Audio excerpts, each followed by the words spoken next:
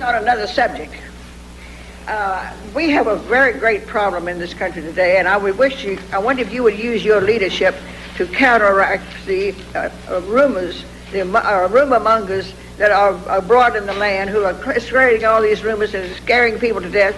Large segments of our citizens believe that the United Nations is taking over whole blocks of counties in Kentucky and Tennessee, and some of them, they believe that we're going to a concentration camp and they're going to give our army to Russia and all that baloney. The issue is we live in an interdependent world. We have to cooperate with people. We're better off when we do.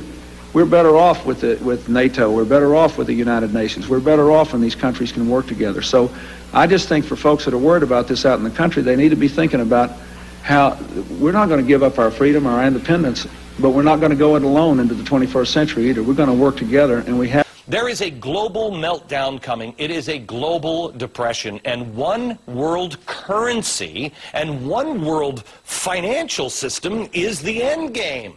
China said last week they want one global currency. France said yesterday or the day before that they want one world order, a new world order, at the end of this event.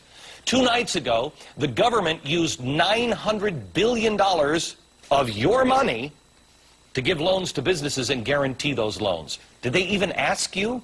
That's your money. Last night, for the first time, the interest rate was cut globally. There is a big thing that's going to happen in London at this G20, and then they're hiding it, they're camouflaging it, they're not talking about it. Coordination of international regulation. What they are going to do is to put our Fed and our SEC under the control, in effect, of the IMF. Oh, come on. They're you believe they'll do this? That's what was in the draft agenda. They call it coordination of regulation. What it really is putting the American economy under international regulation. Yeah. And those people who have been yelling, oh, the UN's going to take over global conspiracy government. Theorists. They've been crazy, but now they're right. Yeah, well, when it's happening. When Geithner said he would be open to the idea of a global currency last week, yeah. Those conspiracy people had said and suggested that for years. Right. You're not wrong. You're not wrong. And you know, it's what they always do at these conferences is they have the center show is here, and the side show they don't want you to pay attention to. Right. The center show is the size of the stimulus packages. Yeah. The real show is international regulation of the financial institutions, which is going to happen under the IMF control. And remember, the IMF is run by Europeans, the World Bank by Americans. The President George Bush has talked time and time again about a new world order.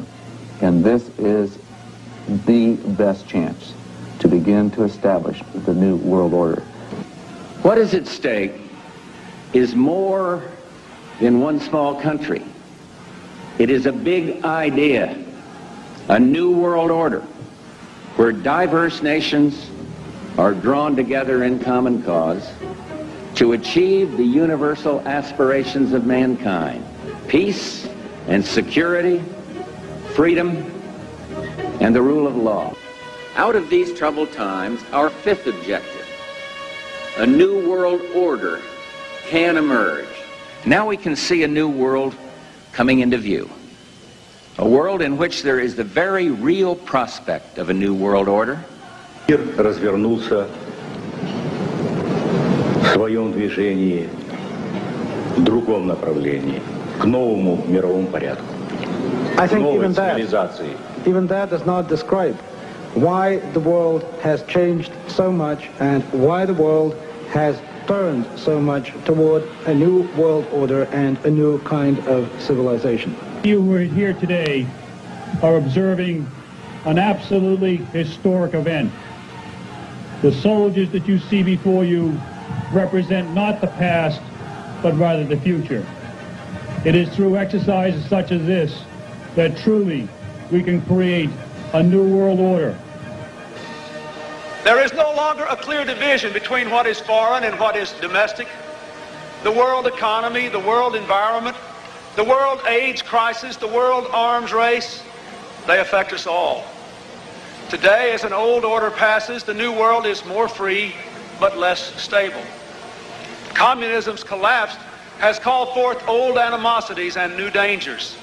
Clearly, America must continue to lead the world we did so much to make.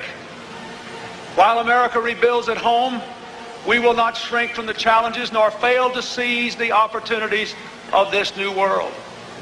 There is a chance for the President of the United States to use this disaster to carry out what his father, a phrase his father used, I think, only once, and hasn't been used since, and that is a new world order. I wish to thank the sponsors for inviting me. I don't often get invited. This was an important debate. I had planned another closing message, but I feel compelled to say what I'm about to say.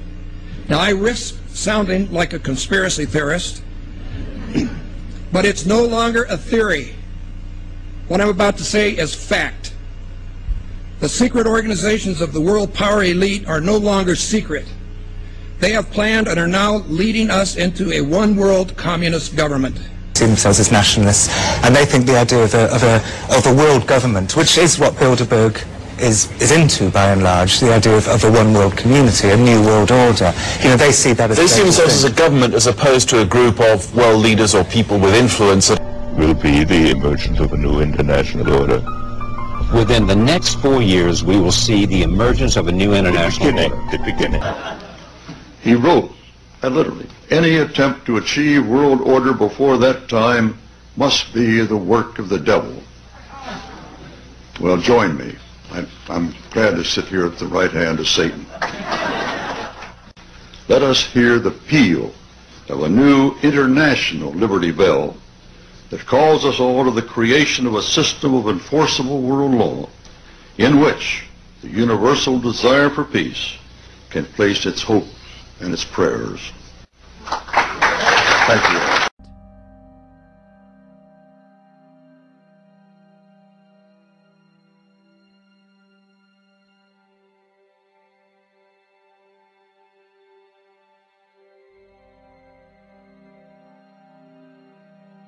We have before us the opportunity to forge for ourselves and for future generations a new world order, a world where the rule of law, not the law of the jungle, governs the conduct of nations. When we are successful, and we will be, we have a real chance at this new world order, an order in which a credible United Nations can use its peacekeeping role to fulfill the promise and vision of UN's founder. Are we at one of those moments in history in which there is the necessity for a new world order?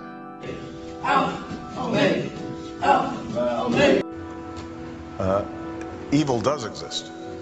That we needed a new world order, and instead it looks like we got a lot of disorder. We still, and after 9/11, we've been more sensitive to this. Seize that moment and begin the world anew. Its task will be to develop an overall strategy for America in this period when really a new world order can be created. It's a great opportunity. It isn't just a crisis. There's a need for a new world order. The Bush administration's open borders policy and its decision to ignore the enforcement of this country's immigration laws is part of a broader agenda.